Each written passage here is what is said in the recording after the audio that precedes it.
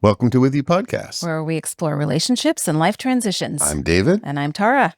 I love spring and summertime. We just had a really good weekend. I mean, the weather's been lovely. I mean, it's not like people wouldn't say it's lovely. I would say it's lovely. It's cool and sun Yeah. comes in and out. Yep, just like May in the Midwest. Love it. It's one of my favorites. Yeah, and we've been outside, which is kind of something that prompted, and we've had a suggestion from our son and daughter-in-law to talk about third spaces. Third spaces, That's a third whole- places. I only think about third as like a triple in baseball when Oh, you okay. get to third base. Okay. Yeah, but this is different. Yeah, it's a different word for something we all understand anyway. It's kind of like a lot of studies, Yeah. that come out with new information on something that everybody Yeah, the duh knows moment. and Yeah. understands. And I think that's what we're kind of got some inspiration from, maybe a study on the disappearing of third spaces Yeah. in our communities and how it affects people. So we're going to talk about what that is, Yep. why it matters, and what are some of our favorite ideas of third spaces are. So maybe so if third spaces are places we hang out that aren't a house or a work. Right. So the third is first is home. Yeah. Second is work. And then the third is other places. Other places that people hang out. Yeah. And we'll define it more. But so where are some places that you hung out when you were a kid? When I was a kid, well, I think when I was a little kid, it was the playground. So we lived like half a block from the elementary school. Yeah. And I would just go and play baseball with whatever friends we could find. If there's just three of us, we'd have a pitcher, outfielder, and batter, and we would just spend hours, and it was fun. And it wasn't really a real game of baseball, but it was where I socialized.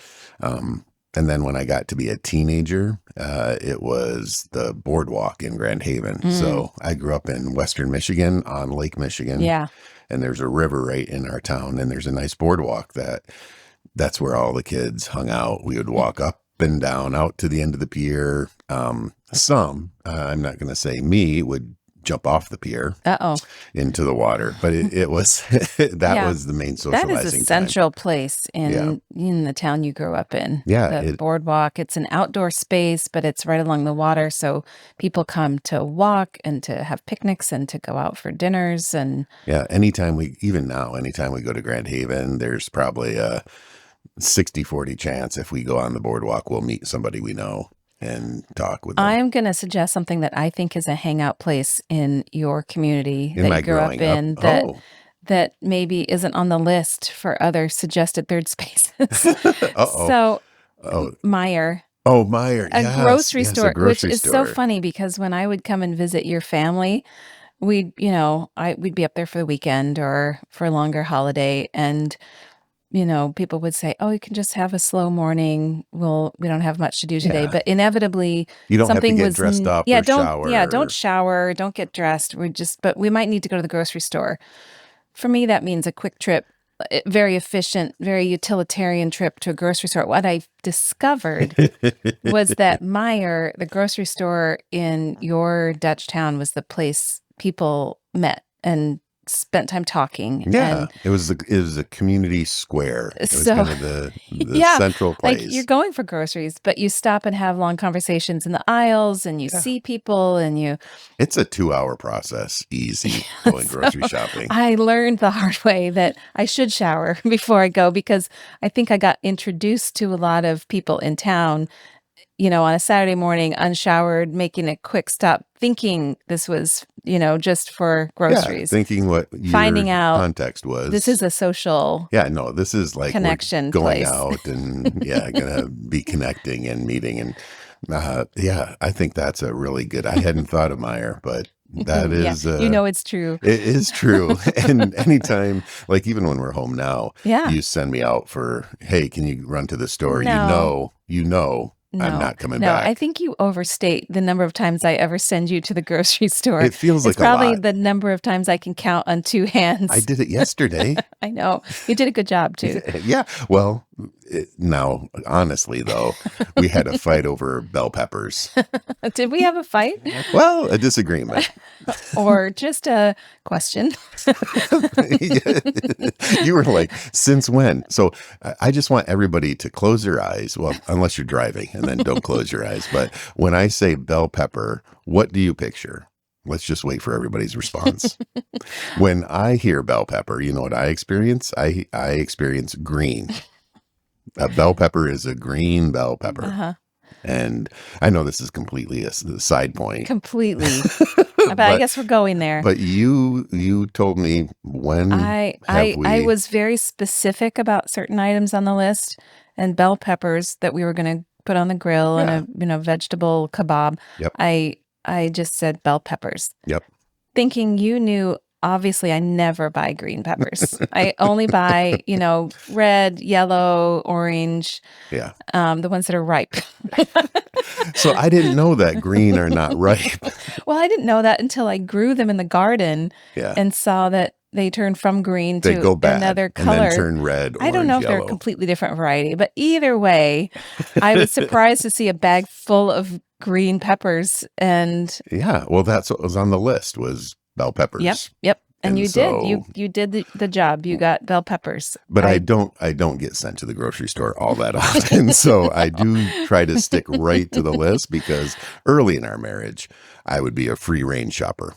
Yeah, I'd say anytime in our marriage, you're a free range shopper. Well, some things just kind of tickle my fancy. I did come home with extra cereal. Well, that So- was nice for our son who eats it Yeah. in between meals all the time. Well, and it probably wouldn't have happened if it was Meyer and I was meeting with a bunch of people. Then I would have only gotten what was there. But I just have all this free Oh, time That's to what it wander is. the aisles when I'm normally in my hometown talking to You're people. having long conversations and forgetting what you came for. That's right, and having to go back. So there's that too. Yeah. So, well, Yeah.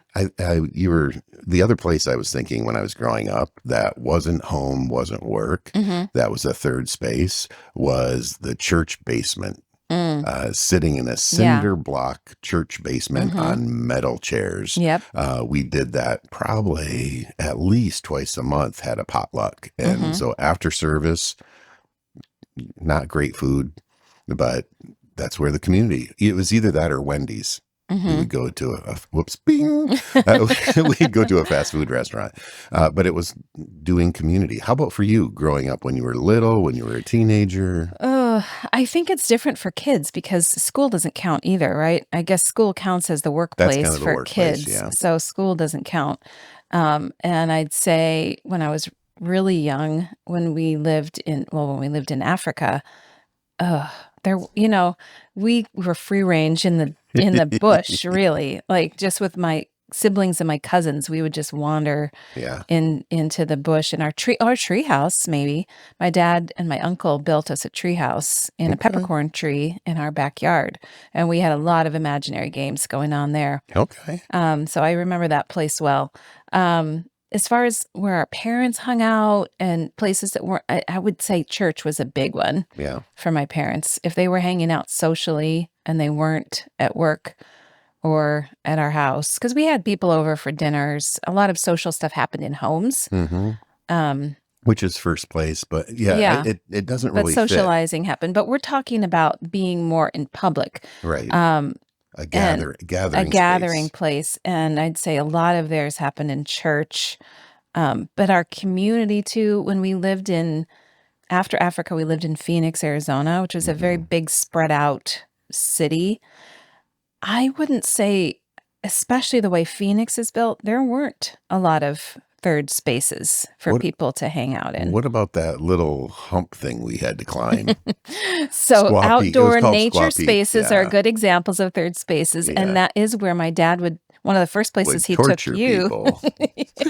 for a hike on this hill that was called, it's now not called this, but it was called Squaw Peak. Yep. And we'd always go hike up to the top and then come back Yeah. down and have a picnic in areas there.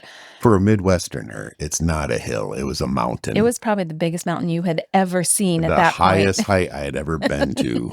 I'll have to look up the elevation of that Oh little bump. man, it about killed me. There was one time my dad and I were hiking with your dad. Yeah. And I think he went up and down a couple of times by the time we I got up know. to the My top. dad just goes off trail. He'd jump and He leap was like over a rocks. gazelle. I know. And you and your dad were. We're like effalons.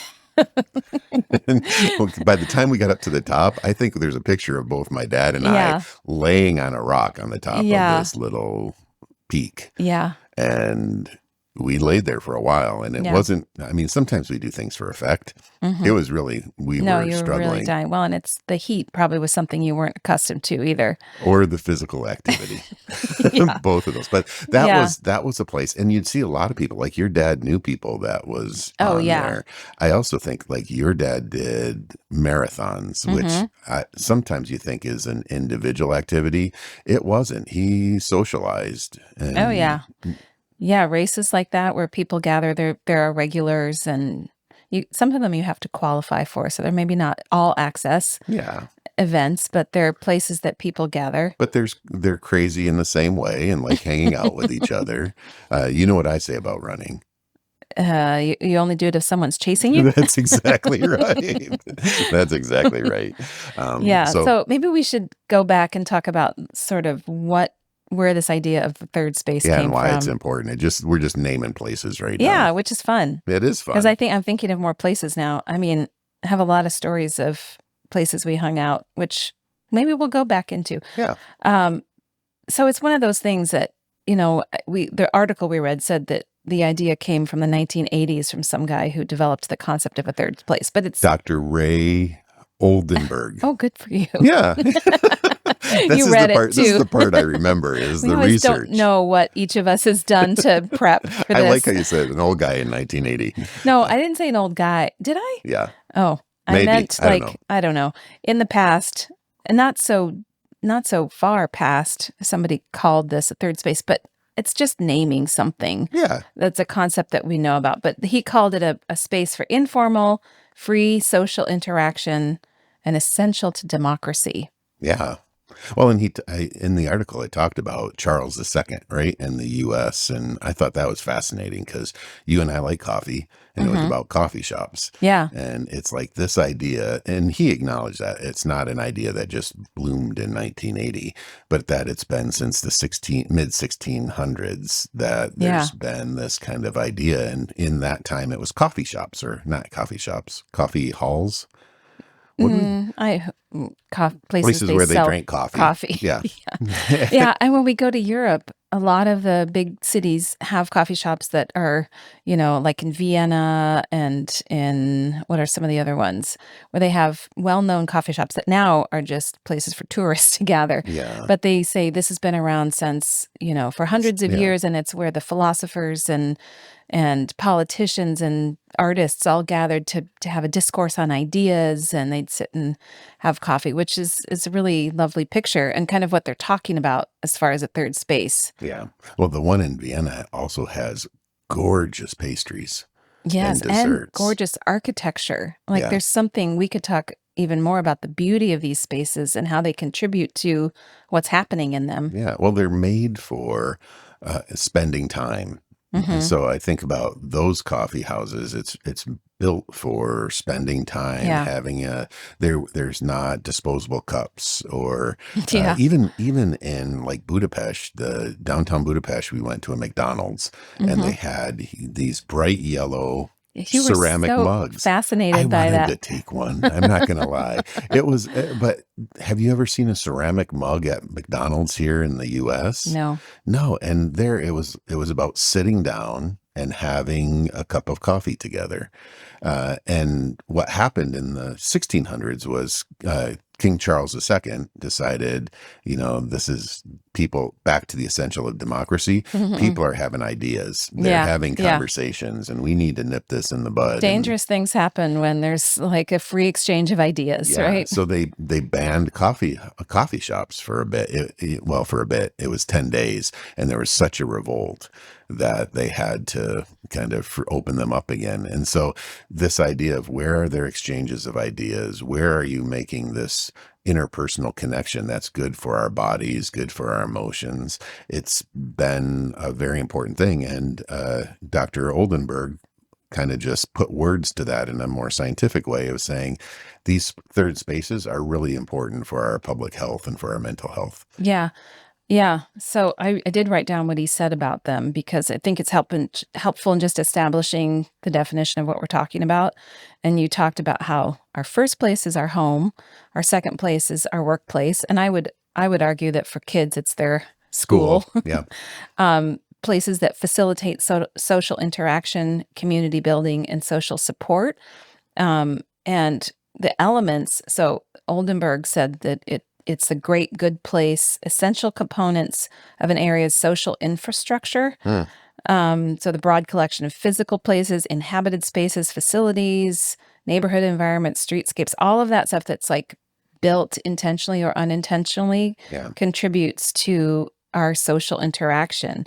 And so he listed, I think it was from his article that listed these elements that define what a third space is. Yeah, and it's helpful for communities to think about this because it's very intentional. It's not just like, oh, we're hanging out at this place. It's city design around this and culture designed around this. Right. And how the lack of that can contribute to like actual loss of physical and mental health in a community. So the first element is that it's neutral ground.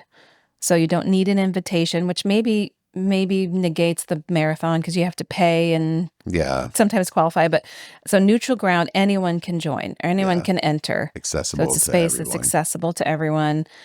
Second thing is it's unstructured. So it's not like a timed event. You can come and go as you please. It's not expensive, which makes it more accessible to all. Yep. Like maybe for the price of one cup of coffee, you can stay all day. That's right. It's a place to talk. Conversation is supposed to be the main activity, but playing games like chess is common in some of those places. And that made me think of some examples we'll talk about later. It's near your home or work. Ideally, you can walk to it. So it's part of the fabric of your community. It has regulars, but strangers are welcome and not out of place. Yeah. So you walk in and people yell out your name, Tara, and they don't chase you away. Yeah. And that chatter and joking and lighthearted talk is part of what's going on there. Yeah. So when you think of that most people, that's going to bring to mind some places that they frequent. Or if you don't have a place like that, it might mean that you need to find a place like that because there's a lot of benefits to having social space for that kind of conversation and gathering. And well, and I think about like when we take our walks, right? Walking in the community of this, having sidewalks. If there's not sidewalks, it makes that kind of social interaction a little more difficult because when we walk around, we see people on their stoops, and I know that's their home, but it's this kind of accessibility to being present in the community that then we have conversations. We had a fun conversation. Someone stopped their car and talked with us. It was like, oh, you're out and about, and it's kind of an invitation or a bid for interaction. And having that, it felt good. It was like, oh, we haven't talked in a long time. And it was just a really pleasant, emotional experience. Yeah, we take walks a lot. It's one thing we love about the location of our home, that we're able to walk into town, we're able to walk to our library, our church, we're close to all these places, but the walking itself is part of our social space because we often joke about how far we get before we get stopped by somebody we see on the street. And in one way it interrupts the walk, but in another way, that's kind of what we do it for, because We see people that we wouldn't have seen otherwise, Yeah. that week, or have a conversation that was unexpected. Yeah, and for us living in the U.S., it's an odd thing to walk everywhere. So, like, our house is basically a mile from my work, a mile from our church, a mile from two And that's downtowns. intentional. And we Yeah, created that. We had been attending other churches and places that we realized we wanted to tighten our circle of just accessibility to our social spaces. yeah. Because if you're in a car, there's not a likelihood of you're both going to stop cars and sit and talk to each other. Yeah. But if you're walking, there's natural space to stop, pause, and process Hmm. and check in. And most people know our route, so occasionally we'll change our route. Like if we want privacy, we can find it, or Yeah. we go to the forest preserve. But Yeah. our walks around our neighborhood, so we have these natural grounds and natural spaces. Why do you think it's changed so much that that's not the natural? Because I think we travel a lot, Europe, Africa, Asia. There's much You see more. people outside more. Partly, Yeah. okay, I think a few things, and I didn't read studies on this. I'm Yeah. just saying what I Spitball. think. Just spitball here. I mean, in America, we drive places a lot more. We're more spread out. Yeah. So we're not as tightly built around a city center or something. So we're often in cars getting to other places. Yeah. And I think well, it's the online sort of community now where a Yeah. lot of people gather virtually and not in person. So Yeah. they've gotten more comfortable with that, and they're finding their friends on, groups and boards and stuff online. Yeah. And also, it's just not intentionally built into the fabric of our infrastructure. And that's a completely different article I read about why malls were created in the US, Mm. because apparently they were started by this European guy who, knew in his life, in every European town we've visited, there's people gathering in town squares, and there's restaurants built around plazas where people just walk and gather. And when he lived in the US, I think he lived in a suburb, and he said, "Where do people get together here? Yeah. There's no place to get together. You don't see people outside." And he developed the concept of a mall because in cities, there are still more tightly grouped people, and they Yeah. find coffee shops and things. But in the suburbs, the mall became a place to sort of replace that sort of town square, a gathering place, and it had its heyday in the 80s. Yep. And those are shutting down now too because we don't like retail. We don't need to go to malls to buy things. Yeah. But I used them as a gathering place when our kids were little because in the winter, I couldn't walk outside much. Yeah. So I'd drive my kid in the stroller over to the mall and walk around because you could be somewhere else other than your home. And And you'd see other moms with strollers that mm-hmm, you could talk with. mm-hmm. I do think there's that lack of space, and I think really good things have happened with the internet. I know it gets a bad rap, but like Yeah, you ordered something yesterday and it was at our doorstep this I morning. know. It's kind of, It's obscene, yeah. but it happens, right? Oh, there's accessibility, and that's great. But it means then we're not going out into the community, talking to Mm-hmm. a shopkeeper, doing that. So even shopping has become a virtual, individual process here in the Yeah. States more than something you go out and do. And I think, talking to our kids and talking to college students, even lecturing, I'll be lecturing and remember a kind of citation or something. I'm going to have to look at my library or go to the library to kind of get that reference for you. And by the time I'm done saying that, someone in the class is like, well, here it is. It's Vygotsky in, 1928. They look it up on their phone. They look it up on their Yeah. phone. They have everything accessible, and it's not a They don't process. need to go talk to the librarian and Yeah, and I yeah. think parenting's that way, marriage is that way, that we're not doing the relational component of it. It's Reddit, it's searching, it's kind of social media, which is great. I mean, here we are doing a podcast. So like social interaction this way is okay, but if it's the only thing and there's not third spaces, I think it's a problem. And it's this kind of chicken and egg thing, because Well, that's how people are getting information. I think about you with your classes. Of you could easily do classes online, do videos of yourself and upload it, and yet you're committed to having in-person classes, Hmm. partly for this reason. Yeah, I mean, that's a good question. Why is it even important that we have those spaces? Because we can do all the things that we need to do in other ways now, right? Yeah, And we do have friends. We find a way to have social relationships. But what's the difference of just the random social gathering? Like, what does that do for us that we don't get in the way we're doing our life yeah. virtually? I didn't look up the research on this, but I Hey, do I know. did. I do know one thing from my Yeah. professional background. There's co-regulation that happens Mm. differently in person than Hmm. virtual. So it's why I'm not a huge fan of the other help type of websites that do therapy online, Hmm. because there's something about being present with you Yeah. here that I have a different physiological response than if we were on Yeah. two different screens. And so I think being physically present has a physical benefit in terms of our physiological Hmm. co-regulation as well as emotional co-regulation. Yeah. Well, and that's being one on one with another human being. But there's also extra benefits to being part of a larger community. Oh, And I I don't know think anything just about that. right. Yes, you do.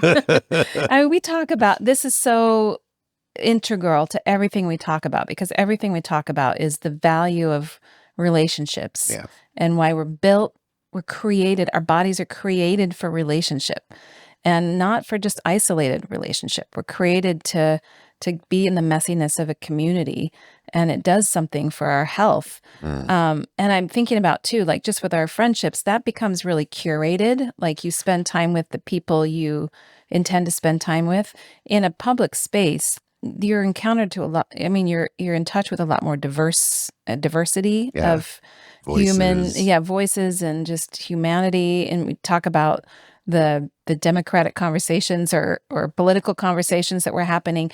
It was appreciating the diversity of the debate and hearing different viewpoints and being okay with people disagreeing in public, and maybe it was moderated by some people who would step in. Yeah. It's just like learning a lot about human interaction Mhm. and the different types of people when you're not curating your own experience with who you're hanging out with. Yeah. But it does tell us the reason people are calling for more of these third spaces to be built and to be prioritized is because people's sense of health really declines when we don't feel like we belong somewhere or we can't get to a place where people are, where we have less interactions and conversations with people. Yeah. So it's vital to our health. It's vital to the health of the actual community too, because it builds, spaces for people to have thriving businesses and Yeah, and a meeting space. I don't know if I told you this. So recently we were on a trip, and so Jacob, our oldest, and I were in Louvain, France, which is just by Geneva, and we were in that little small town, about 16,000 people. We were meeting with someone that was in the community, and they're like, "Oh, we're sorry that it's such a late meeting because we'd love to just kind of go into spaces and have you meet everyone we know." And then they're like, "Well, there's one place." And so they took us on a walk past City Hall, and Mhm. we thought we were going to City Hall. And it's just like, oh, nope. It was a brand new library they were so excited about. And so as we walked to the library, we met about 15 people that they knew and had conversations, mostly in French, which you know my French, so I'm not quite sure what happened, but Yeah. it was really exciting.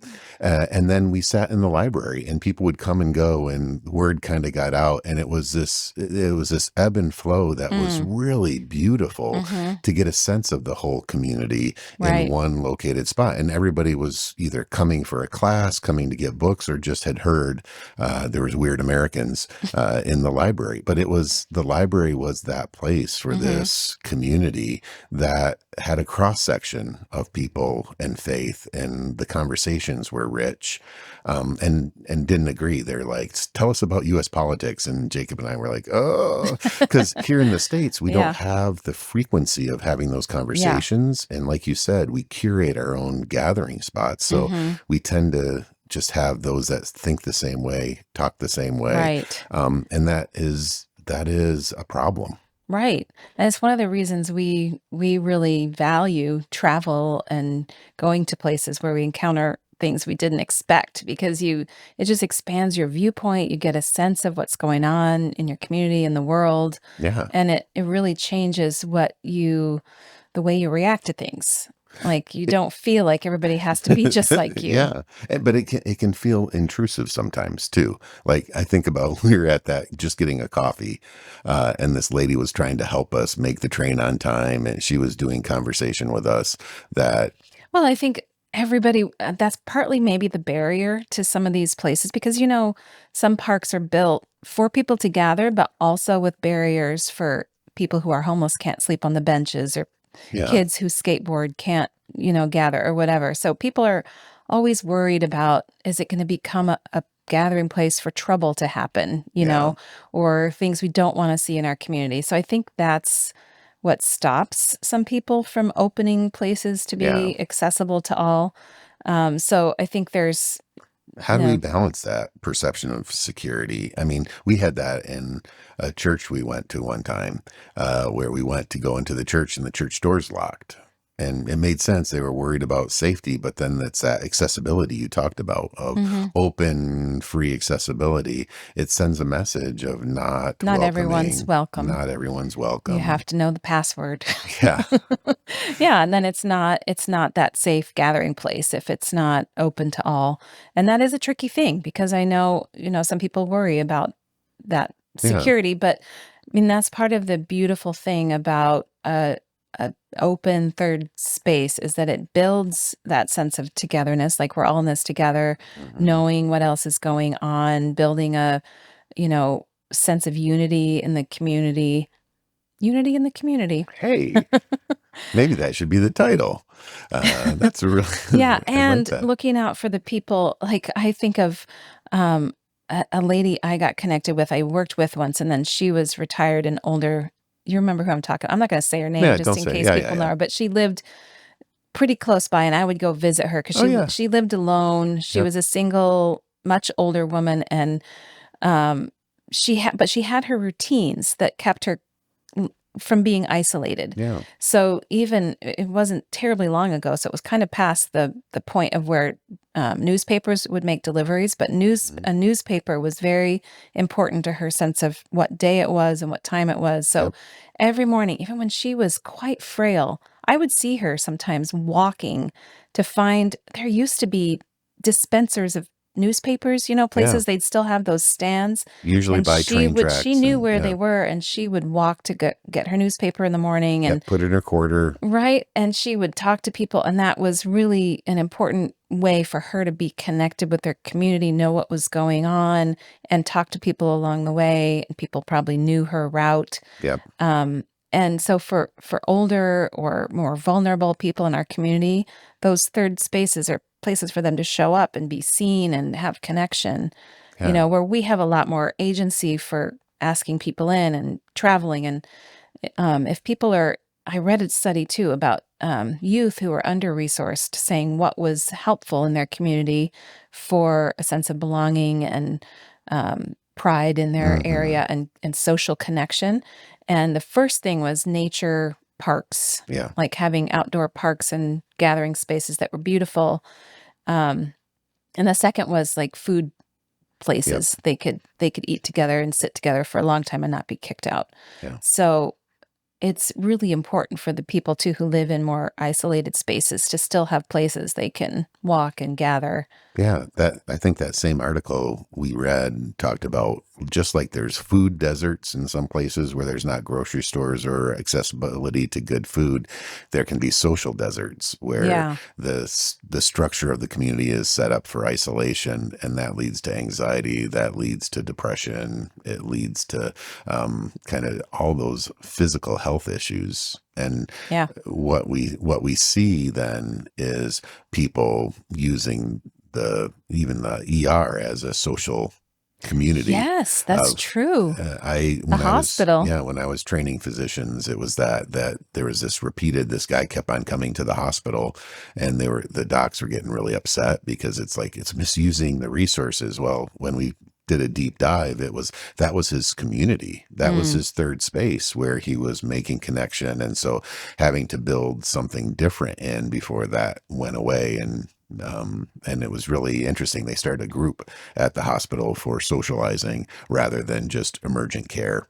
And it was an interesting solution. I think about that same woman you were talking about. She used the college's resources in terms of arts and entertainment, Mm-hmm. of really low cost or community art and concerts. Yeah. And that's where we saw her a lot Mm-hmm. and kind of interacted with her, and it was really fun. We got to talk about the music, how good or bad it was, and connect with her. Yeah. Well, what are some of your favorite third spaces that you maybe more currently where we frequent or you frequent or just in the recent past? Okay, while you're thinking. Yeah.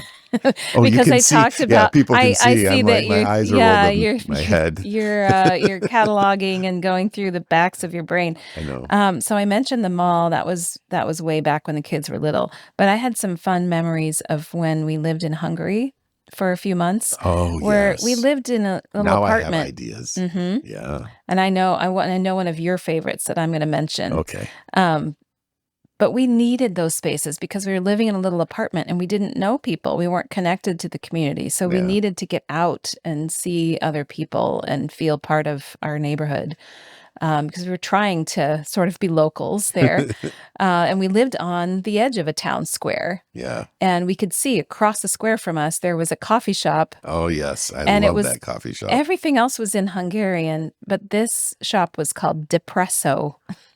And it was started by psychologists. Yeah. So it was totally your jam because it had that tie-in to therapy, but it Yeah. was a coffee shop. And sense of humor in naming. Sense of humor, Instead Depresso. of So espresso, when we depresso. left there, we asked for a coffee cup that had the name on it, and they looked at us like, "What?" Because they don't sell merch No, much. it's not Or that it's thing. not the thing, but they let us.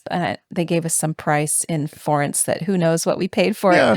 it. But we took home a Depresso cup because that place was special to us. Because even when we weren't there, we Yeah. could see it across the square. We could see who was coming and going, and it felt like a And place we could hang out. and being known, it was that place, and it was the Serbian guy selling the ice cream. Mm-hmm. Where the first time we talked with him, he wasn't super friendly. He gave us the tourist price. He gave us a tourist price, and then as we continued to show up and have conversations with him, we got the friends and family price. And then occasionally he would just be like, "Here's some ice cream," because I had a very specific type of ice cream that I liked, Yeah. and he was my dealer. Yes. Yeah, and that was close by, and that became kind of a Yeah, local spot where you felt like you were seen and known. yeah, and he would just want to have a conversation. So it Mhm. wasn't a transactional. There was a transactional part of it, but it was just like the Depresso people. Mhm. They got to know us, and we got to know them, and there's a connection. And that's happening in our town. There's a kind of a person that's setting up a new space called the Guild. That's going to be books and tea and hanging Yeah, we're out. always excited about places that have books and Yeah. coffee. And creating a sense of space. There was also something else in Hungary. I know. I'm surprised you haven't said it yet because I think this is a place in some other cultures that's really, really places where people gather. Yeah, I You played chess there. Did you ever play chess Yeah, there? and Did you yep, actually? I did. Because okay, this was the thermal spas, Thermal baths. the hot springs, the hot restorative waters, the Yeah, the you know translation makes you uncomfortable because it was called radiological waters. radioactive. I Yeah. think it even said, yeah. So there's minerals and all sorts of stuff in this natural hot water. So I mean, there's lots of places in the world where these occur, and it becomes a gathering place. And you Yeah. loved going there in the Oh, winter. so And just sit in the hot relaxing. water, but it's a very social experience too. People come, people gather. There were chessboards built into the side of Into the the spa. pool Yep. where old guys that you could see, they probably did this several times a week. Oh yeah. The one time I played, the guy kicked my butt. Didn't speak English, but just Well, laughed. of course, he plays every day. Yeah, yeah. So, but it Yeah. was, yeah, and it's relaxing. So the Hmm. hot water's relaxing, the socializing time. You're going there not for like a 5-minute break, but Hmm. for a couple You're hours. staying a while. And it's lovely. I miss that. That was so good for my mental health. Yeah. Maybe we Yeah. can And dig physical something health up in the because we move backyard. around in there. There were some colder pools you could swim in, but Yeah, nah, stick with the warm ones. You yeah. didn't find those as fun as I did. No, you were especially enamored with thermal spas. You made Yeah. all of our visitors who came go to the spa, even ones that didn't have a bathing suit with them. You didn't need You a loaned bathing them a you didn't bathing need a bathing suit. suit. Yeah, and I experienced something like that when I was in Japan for the summer. They had onsens, the hot baths, Mhm, not necessarily hot, but anyway, the baths, the mhm. public baths, and people definitely gather there. So are we making a recommendation for I'm Wheaton to just saying, bring no, back I don't public think baths? it would work well in our culture because it's just an integral part of their life Yeah. and it's a place that people are used to gathering. I think it would be a hard sell here. Well, but I think that's an important point of how to create this. It's going to have to be culturally appropriate, Yeah. and like the places we are talking about, it's a culture. It's appropriate to take off your clothes, get in hot water, and play chess with each other. Yeah. Right? That's appropriate. Probably not in Wheaton, Illinois, and Probably not. so needing to find And as different far as I ways. know, we don't have naturally occurring hot water Yeah, under the earth. we do find it fun going to the Arboretum. I You love love I that. love the arboretum. Especially in spring when all the Yeah. flowers are blooming. But anytime I think that's an example of an outdoor space to be in nature, but also I see a lot of people gathering there. It meets all that criteria that we listed of Mhm. a third space because, well, I will say in the case of the Arboretum, it's not as accessible price-wise. I buy a Right. membership there for the year and I feel like we can go often. But maybe the forest preserves might be a better example of Yeah. places that are for everyone to go, are open to everyone. You do see regulars who walk there. Yep. You can gather there. There's spaces for, picnic shelters and things where Well, you can gather. they have events like Ryan was saying, they did a bird walk. Hmm. Bird walk? Yeah, I had something like that. Yeah, Right. but Yeah. in the forest preserve, he took people out and they were looking at birds, and it was a community group and just something to do Hmm. to access the community. And yeah, I thought it was lovely. I mean, not my thing. I'll stick with baths rather than birds, but No, um, but those natural spaces have multiple benefits for us besides the social connection there. yeah, Being outside in green spaces and connecting with nature has a lot of other benefits for us physically and yeah, it's probably a mentally. win-win-win. Mhm. And so for me, the accessibility part, this one doesn't mate, but it is what meets all the other criteria on third spaces. And you know this. I call it Mm. my own little Oh. sanctuary or kind of cathedral. And it's a baseball park. And it doesn't matter what baseball park it Yeah. is. But going to a game with, 30,000 of your closest friends and just sitting in it and shared enjoyment of whenever we go, we make friends with everybody around Mhm. us. There's even if it's a different opposing team supporter, we have fun teasing each Yeah. other a little bit, but getting to know each other. And there's a relaxed. For me, it's just it has the green, but it's a baseball field green. Yeah. No, I think that's very accurate to say, especially in the US, that sporting events are definitely one of our third space type Yeah, gathering think about places. tailgating. Yeah. And people that are regulars that season ticket holders or even just youth sports, like that's where people gather, spend time. Yeah. They're either the same people you see, but you meet new people. There's chance for conversation and joking. And there's a ritual to it. I Hmm. think the other piece that I don't remember Oldenburg talking about, but there's a ritual to using these spaces. There's Yeah. things that are regular that you do together that give you a sense of bonding. Hmm. Because I think if it was just kind of trying to meet strangers every time, that wouldn't bring about the same connection. But there's kind of Yeah. shared I would ritual. say, now that you say that, I'd say that's one of the reasons we loved having our kids in sports, other than giving them all the benefits of running around in competition and, organized social Yeah. play. It was also our community. It Yeah. really was. Yeah. Sitting on the sidelines of, there was a time all four of our kids were in soccer in Hmm. the local park district soccer league. And so, Or European football for those. sure, yeah, Yeah, yeah, yeah. yeah. That's right. Where you kick the black and white ball around. You don't throw the leather Yeah, like oblong thing. and beat each other to death. Yeah, not much body contact. But there was a huge park that was full of different fields. Yeah, And so all of our kids would be scheduled for games on that same field on a Saturday. yeah. And we would essentially spend the entire day there and just move from field to field and see our different sets of friends and Hmm. bring food. And it was very much a social third space for us. Yeah, and the problem with that is that it's built around a family life cycle stage, right? Hmm. It's built around people with the Yeah, same that's age true. kids. Yeah. So the accessibility shifts to everybody in the similar life cycle stage, and it doesn't necessarily go towards that democracy thing because we're all tired, on the Yeah. verge of yelling at our kid. I mean, we're all in the Well, same and we're all space. kind of talking about the same thing. We're cheering for one team or the other. Yeah.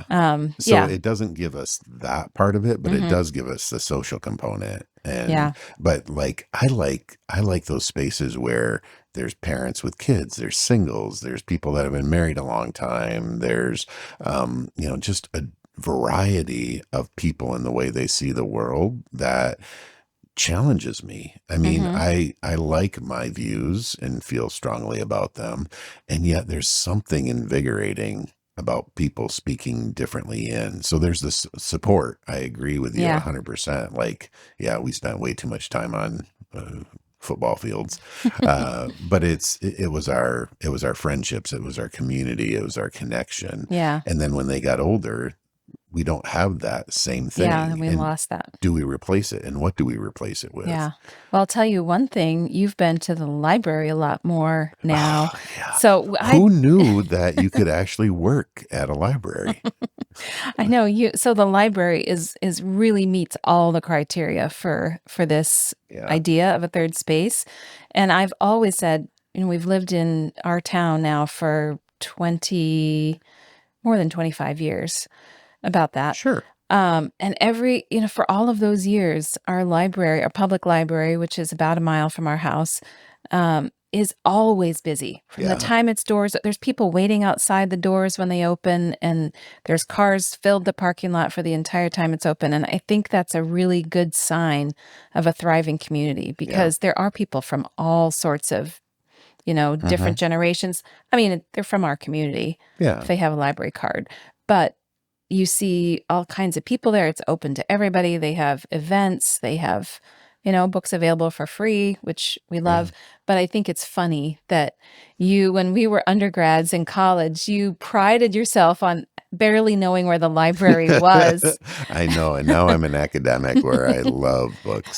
So it's changed. But I think about that of like, as you're talking, I'm like, there could be a big study done on looking at the vibrancy of local communities based on use of libraries. Because Mm. I do think that's the new coffee shop or tavern or Well, you just can't have loud square. discourse. That's the thing. You You can't, can't. but is it used? Is it Yeah. accessible? I mean, even thinking about this little town in France, so they were super proud of this new library, which was the gathering place. Hmm. And they had it set up where there was like a space to talk and a Mm. space to be quiet. Yeah. So the library had multi-use. And ours has that too. There's spaces to Oh yeah. talk And and in the more recent years they've got an attached cafe, which I think is great because the yeah. people who want to use the library but also be more free to talk can go to the cafe, come and go. Yeah, so I'm thinking the outcome variable is a vibrant community. It's do you have a library? How much is it used by Yeah. percentage of the people? How often do they use it? And could be able to predict some maybe emotional and physical outcomes. Anyway, that's how my brain now works. But I would have to go to a library to do that. That's right. And there's programming too, so it can be specifically for life cycle stage issues as well as this larger thing of third pace spaces. I like a restaurant in our town that I know that may or may not be a third No, space, I but mean it's it built to be totally a third is space. because really a lot of gathering places are around, coffee, tea, or food. Hmm. because people gather around food. So pubs, cafes, coffee shops, I Yeah. think are always community third spaces. And this is an old garage that's been turned into a restaurant where they have like AstroTurf area for kids to play. They have outdoor space. It's pretty inexpensive, and we go there to hang And out. what's it I go called, there. David? I guess I can give them free advertising. It's 302. Yeah. And I go there with my friends and we hang out, and you're known, the owners and people there say hi, and we have our conversations, but we have conversations with other friends, and it is life-giving. You see Hmm. how I come back happy. Yeah. Yeah, it's a good gathering space, and it kind of meets all those needs of it's open to families and to people of all walks of life, Yeah. and there's space to gather for a while. It's not one of those restaurants that we get so irritated with in America that rush you in and rush you out. You have a table for a short time and they're trying to usher you out quickly so they can Yeah. fill the table again. This place you can hang out. Yeah, which is a nice change of pace. I think about one for you too, and I want to see if you think this is a place or not.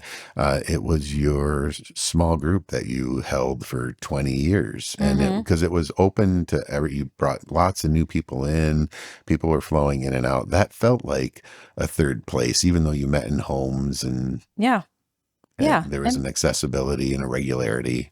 yeah, definitely. I think it meets the need mostly. I mean, it's not a public space, but it was my community, Yeah. for many years. And some people came and went when they moved and came back. Yeah, and diversity of voices. Hmm. And so, because I think we try to find those spaces. Hmm. It's just really hard in the society, because here in the States, it's much more individualistic. I Well, think that's been a huge part. The I know digital divide the digital divide. has been a huge thing. I'm sorry, you were going to say something. No, I was going to interrupt you and Oh, weird. sorry, Yeah. because it just made me think and you're saying the difference between different countries and communities and how they build for this or don't. I noticed that difference in when we were in France, Yeah. walking through a park, because parks and outdoor spaces are made for that. And when somebody moves into a neighborhood in the States, they often look to see, are there parks or playgrounds around, because they want those gathering spaces. Yeah. But we often, because we take our walks often and we walk around some nearby parks, there's not people sitting around there's paths, and we walk around a lake or we walk around. There needs to be purpose. Yeah, we're moving through. We're just moving through. We're seeing what's here and we're moving out. There's Yeah. kind of purposeful a difference I saw, because when I think about one of the parks we walk around a It's lot, right it's outside the hard Louvre. for me to, yes, but when I think about the one in the US in Yeah. our town, it's hard for me to even picture if there are or aren't any benches around. There might be a few Around the fountain, I scattered. think. I'm thinking of North Side though. Oh, Do you think of benches? See, no. we can't even think Oh, if there's places to sit. out on the docks into the lake. There's Mm, places, but people are fishing there maybe they're most of the fishing. time. Yeah, so that's what I'm noticing with, this park in Paris, that as we walked through, the thing that stood out to us the most, that there are people everywhere and many, many, many places to sit Yeah. and to be. And so people weren't just walking through on their way to somewhere else. They were sitting there, they were gathering there, they were talking, anyone could be there, from Yeah. tourists to locals to children to old people. And they were, maybe buying water or a glass of wine, but they were sitting, and there were many, many options. Yeah. And it was built to gather, wasn't built to just pass through. Yeah. And there was shade, and there were things that make people comfortable and able to stay. So that was remarkable to me. And I really noticed that this is different, because look at all the people. The people are talking, and everybody feels comfortable here. Yeah. And we just, even in our outdoor spaces, we don't create a lot of that. No. So we want to encourage, it can feel like as we're talking, I'm like, oh, it feels a little hopeless that our society isn't set up that way, but there are spaces, and trying to seek that out and seek out connection and conversation and think about doing things for the connection and Mm. time in the space rather Yeah. than how am I using it and how am I moving on to the next thing. I think that's a poison that I get into is, man, my day is so tightly scheduled. I'm going to go to the park, but I'm going to get in my steps. And Well, it's I not mean, going to the park to communicate. that's another element, reasons we didn't even talk about is not just that, well, city planners aren't creating these spaces, it's that our lifestyles aren't allowing Yeah. for time for talking. Yep. We're not just building that into our day and our expectations. Yeah. Well, we talked about that, I think, a podcast ago of the art of conversation of Yeah. this is kind of a partner to that of to be a good conversationalist, you need space to do that. And having space to do that allows you to practice being a conversationalist. So these things go together Yeah, and towards, with a wide range of people. yeah. Yeah, don't just talk to people that see the world the same way as you do. I know we're liberal arts college people, but there's excitement in hearing different opinions, and we don't have to be threatened by it. We can be curious about it, Mhm. and it's fun. So I encourage others to go out seek those spaces. And if you haven't already, we invite you to like, subscribe, follow, stay, Leave a comment. leave a comment, write a review, stay in touch with us. It really helps other people find us. So please do that. And it helps us keep wanting to do it.